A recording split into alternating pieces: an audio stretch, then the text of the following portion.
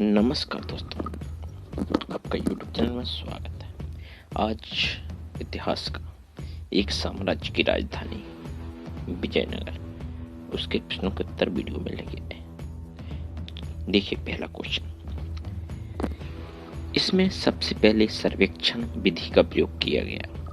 1800 ईस्वी में British east India company के एक अभियंता एवं पुरावित्त कर्नल कॉलिन मैकेंजी के द्वारा हम्पी के भावना अवशेषों की ओर ध्यान आकर्षित किया और सबसे पहले उनका सर्वेक्षण मानचित्र तैयार किया।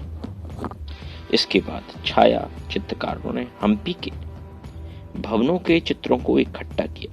1856 ईस्वी में अलेक्जेंडर ग्रैनिल ने हम्पी के अवशेषों के चित्र लिए, जिसमें शोधकर्ताओं को बड़ी सहायता मिली।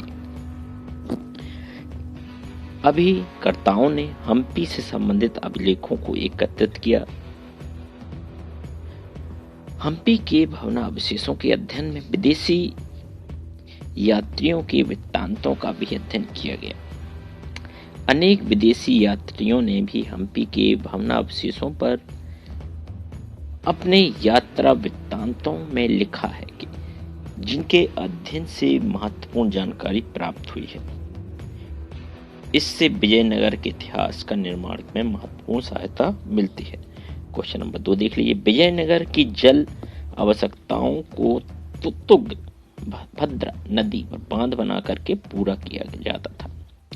लगभग सभी धाराओं के साथ साथ बांध बनाकर भी पूरा काम किया जाता था।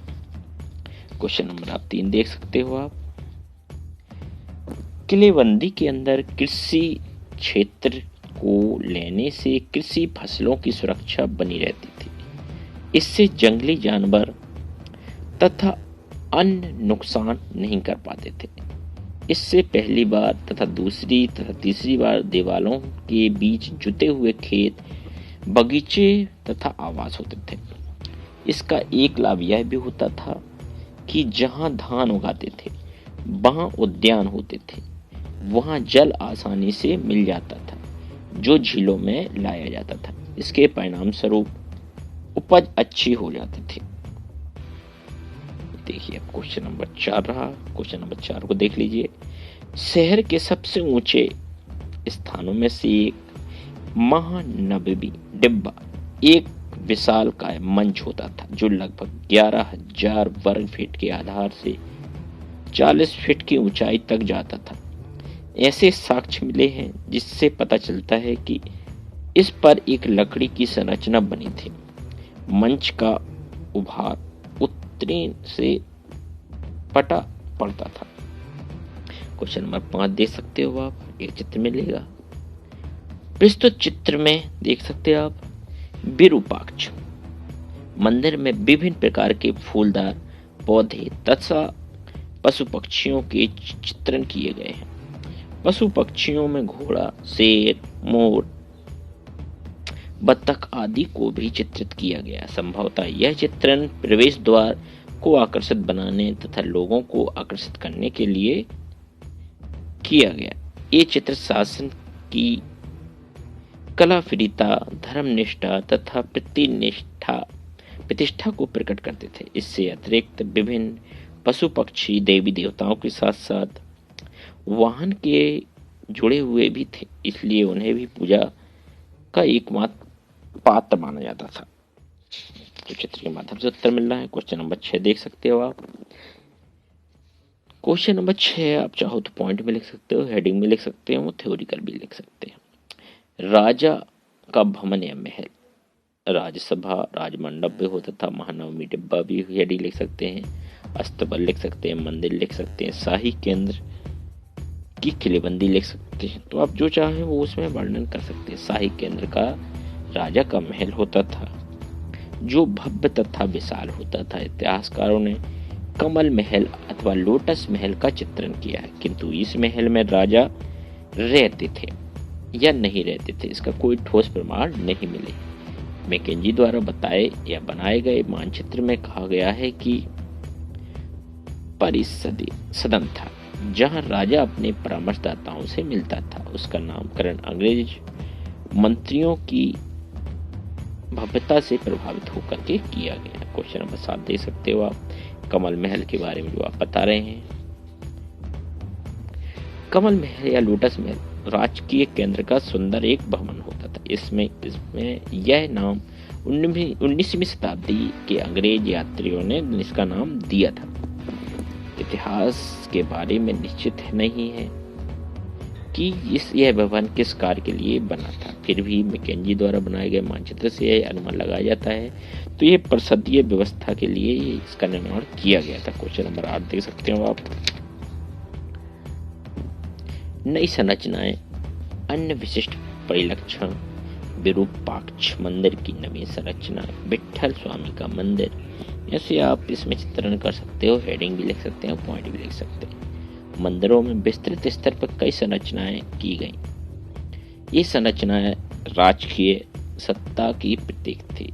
इसका मुख्य उदाहरण राम गोपुरम तथा राजकीय प्रवेश द्वार थे, जो प्रायः केंद्रीय विद्यालयों की मीनाक्षी को बौना प्रतीत कराते थे और जो लंबी दूरी के ही मंदिर होने का संकेत देते थे। ये संभवतः शासकों की ताकत की अनुभूति भी कराते थे, जो इतनी ऊंची मीनारों के निर्माण के लिए आवश्यक साधन तथा एक कौशल जुटाने का एक सक्षम साधन था। तो ऐसे आप देख सकते हो। आप विट्ठल मंदिर का भी वर्णन मिलता है। इस मंदिर के मुख्य देवता विट्ठल थे, जो सामान्यतः महाराष्ट्र में पूजे जाने वाले विष्णु के एक रूप में जाने जाते थे। तो ऐसे आप लिख सकते हैं। क्वेश्चन नंबर 9 देखिए, सामाजिक आर्थिक आवास, विजयनगर शहर का सामान्य जन और व्यवहार। आप ऐसे पॉइंट बाय पॉइंट लिख सकते हैं। समाज में 15वीं शताब्दी में विजयनगर में अनेक विदेशी यात्राओं ने यात्रा की। उनके विवरणों की विजय के सामान्य लोगों की जानकारी मिलती है। इन यात्रियों ने इतावली यात्री निकोली, फारस के राजा दूत अब्दुल रज्जाक, रोम का एक व्यापारी भी अफानासिनिक प्रमुख थे। 16वीं शताब्दी में आने वाले दोआबे, बारबाडो, कोमिंगो, पेस व फारनीवोनिंग से भी बहुत सारी जानकारियां मिलती हैं। सामाजिक आर्थिक आवास संबंधी विजयनगर की पूरी जानकारियां इनसे प्राप्त होती हैं। तो इसको नोट कर लीजिए आप। विजयनगर शहर की भी जानकारी मिलती है। क्वेश्चन नंबर 10 देख लीजिए, मानचित्र के माध्यम से उत्तर को दिखाने का प्रयास किया गया है। यूरोप दिखा दिया है, भारत है, आपका रूस है, चीन है, तो एनसीईआरटी की पृष्ठ दिया है, आप देख सकते हैं। इसको नोट कर लीजिए आप, चित्रों के माध्यम से अंकित किया। क्वेश्चन नंबर 11 देख लीजिए, विजयनगर साम्राज्य है। विजयनगर अथवा विजयनगर का शहर और एक साम्राज्य दोनों के लिए प्रयुक्त था। तो इसको अपन नोट कर सकते हैं, क्रम से नोट करते चलें। क्वेश्चन नंबर देखिए आप, पहला कृष्णदेव राय के संबंध में दिया गया है। कृष्णदेव राय सुलभ वंश के शासक के सेनापति नरस नायक का पुत्र था। उसके भाई का नाम वीर सिंह नरसिंह था। उसने सुलभ वंश के सम्राट नरसिंह सुलभ के अयोग्य पुत्र को हटा करके गद्दी पर अधिकार कर लिया और नए राजवंश की नींव डाली, जो तुलुक वंश के नाम से जाना जाता था। 1509 में उसकी मृत्यु हो गई। उसके बाद उसका छोटा भाई कृष्णदेव राय गद्दी पे बैठा। कृष्णदेव राय विजयनगर का महानतम शासक था। वह महानतम योद्धा, सेना नायक तथा उससे जो भी युद्ध किए उनमें उसे सफलता मिली है। ऐसा अपन लिख सकते हैं। पुर्तगालियों की समस्या का समाधान उसने किया, विद्रोहियों का दमन किया, पड़ोसी शत्रुओं का विजय पाई, विजयनगर पर बीजापुर पर विजय पाई, शासक व्यवस्था अच्छा था। तो ऐसे पॉइंट बाय पॉइंट अपन इसमें बना करके लिख सकते हैं, थ्योरी का अपने डाल सकते हैं और उसका वर्णन कर सकते हैं। क्वेश्चन नंबर 2 देख लीजिए, केंद्रीय शासन व्यवस्था, प्रांतीय शासन व्यवस्था, स्थानीय शासन व्यवस्था, न्याय व्यवस्था, सेना का गठबंधन, वित्त व्यवस्था, धार्मिक नीति, विजयनगर का नायकर व्यवस्था अयंगर व्यवस्था, ये विशेषताएं थी विजयनगर साम्राज्य की। तो विशेषताओं को आप लिख सकते हो आप। शासन की संपूर्ण शक्ति सम्राट में ही निहित थी, उसकी इच्छा ही कानून थी, वह अत्याचारी नहीं था, वह धर्म के अनुसार जनता के हितों को ध्यान में रखता था। साम्राज्य को शासन से सहायता तथा परामर्श देने के लिए एक महामंत्री हुआ करते थे, किंतु साम्राज्य में उनकी राय मानने के लिए बाध्य नहीं थे। मंत्रियों के अतिरिक्त अन्य कर्मचारी भी होते थे जो कि सम्राट के नियंत्रण में काम किया करते थे। विजयनगर के साम्राज्य वैष्णव धर्म को मानते थे। वे पड़ोसी मुस्लिम राज्यों के साथ उनके संघर्षमय संबंध रहे। उन्होंने हिंदू धर्म तथा संस्कृति की रक्षा के लिए सदैव प्रयत्न किया, किंतु यह धर्मों के प्रति उनका व्यवहार सहिष्णुता था। सभी धर्मों को पूर्ण धार्मिक स्वतंत्रता प्राप्त थी। वैसे अपन लिख सकते हो आप। क्वेश्चन नंबर आप अगला देख लीजिए, उसी पॉइंट देख लीजिए। अयंगर दिया गया है। विजयनगर शासक की दूसरी सबसे महत्वपूर्ण विशेषता अयंगर व्यवस्था थी। इस व्यवस्था के अनुसार एक स्वतंत्र इकाई के रूप में प्रत्येक गांव को संगठित किया जाता था। इस ग्रामीण शासकीय इकाई पर शासन के लिए 12 व्यक्तियों को नियुक्त किया जाता था। 12 शासकीय अधिकारियों के समूह को अयंगर कहा जाता था। क्वेश्चन नंबर 3 देख लीजिए। विजयनगर की गणना उन राज्यों में की जाती है जो अत्यधिक धनी थे। 15वीं तथा 16वीं शताब्दी में जिन विदेशी यात्रियों ने हमारे देश का भ्रमण किया, उन्होंने विजयनगर के वैभव की बहुत प्रशंसा की। ईरानी कूटनीतिक तथा पर्यटक अब्दुल रज्जाक ने लिखा है कि देश इतना बसा हुआ है कि संक्षेप में उसका चित्रण प्रस्तुत करना असंभव है। राजा के कोष गृह में जितने गड्ढे खुदे हैं, उनमें पिघला हुआ सोना भरा दिया गया है, जिसकी ठोस शिलाएं बन गई हैं। देश की सभी उच्च तथा निम्न जातियों के निवासी, यहाँ तक कि बाजार के कारीगर भी कानों, कंठों, बाहुओं, कलाइयों तथा अंगुलियों में जवाहरात सोने आभूषण पहने होते हैं। तो ऐसे अपन लिख सकते हैं। कृषि भी बहुत उच्च क्वालिटी की थी, उद्योग एवं दस्तकारी भी, व्यापार भी, सामाजिक दशा भी बेहतर थी, साहित्य कला भी विकसित थी।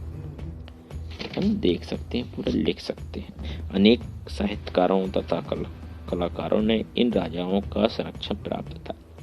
संस्कृत और तेलुगु साहित्य की बहुत उन्नति हुई है। विजयनगर में कुछ सम्राट स्वयं कवि तथा संगीतज्ञ थे। राज दरबार में सायन का नाम सबसे अधिक प्रसिद्ध है। कृष्णदेव राय उच्च कोटि का विद्वान था। सायन ने ऋग्वेद संहिता, इतरे, ब्राह्मण तथा अरण्यक पर टीकाएं लिखी हैं। क्वेश्चन नंबर अगला देख सकते हैं आप। विजयनगर साम्राज्य एक हिंदू साम्राज्य था। उसने दक्षिण के मुसलमानों से संघर्ष करके हिंदू धर्म तथा संस्कृति की रक्षा की और सुदृढ़ शासन की व्यवस्था की, किंतु 17वीं शताब्दी के मध्य तक इसका अंत हो गया। इसके पतन के कारण भी बहुत सारे थे। विजयनगर की सामंती व्यवस्था अयोग्य तथा आदर्शी उत्तराधिकारी नहीं मिला। सेनापति का दोषपूर्ण संगठन था। शासन व्यवस्था का दोष भी इसमें समाहित है। विजयनगर शासन व्यवस्था में राजा सर्वोच्च तथा निरंकुश था। क्वेश्चन नंबर अगला देख सकते हैं आप, नोट कर सकते हैं इसको। विजयनगर के शासन और व्यापारी संबंध को स्पष्ट कीजिए, तो आपको दिखाया गया है। तो विजयनगर भी मसालों, वस्त्रों, रत्नों अपने बाजार के लिए प्रसिद्ध था। विजयनगर राज्य के महत्व का बहुत बड़ा, वहां की समृद्ध जनता महंगी विदेशी वस्तुओं की मांग करती थी, विशेष रूप से रत्नों की। क्वेश्चन नंबर अगला दे सकते हैं आप। डॉमिंग पेस या फाइनावो ने बाजार का सजीव चित्रण इसमें किया है। आगे जाने पर एक चौड़ी और सुंदर गाली पाते, ऐसा उन्होंने वर्णन किया। डॉमिंग पेस के अनुसार महानवमी डिब्बा तथा विजयनगर साम्राज्य के सभा मंडप को संयुक्त रूप से विजय के भवन की संज्ञा दी गई। क्वेश्चन तालीकोट का युद्ध के बारे में वर्णन मिलता है। अयोध्या राय की मृत्यु के उपरांत उसका भतीजा सदाशिव राय सिंहासन पर बैठा, किंतु राज्य की वास्तविक शक्ति उसके प्रसिद्ध मंत्री राम राय के हाथों में रही। क्वेश्चन नंबर अगला दे सकते हो आप। क्वेश्चन नंबर कृष्णदेव राय के बारे में बताया गया है। कृष्णदेव राय विजयनगर का महानतम शासक रहा है, उसका पूरा जीवन परिचय भी लिख सकते हैं। महान योद्धा, सेना नायक था। अगला देख सकते हैं आप, हम्पी की खोज के संदर्भ में दिया गया है। आपको कैसा लगा कमेंट बॉक्स में जरूर बताइए। ज़्यादा से ज़्यादा शेयर करें, लाइक करें और चैनल को सब्सक्राइब जरूर कर लीजिए। हम्पी की विशेषताएं लिख लीजिए, नोट कर लीजिए।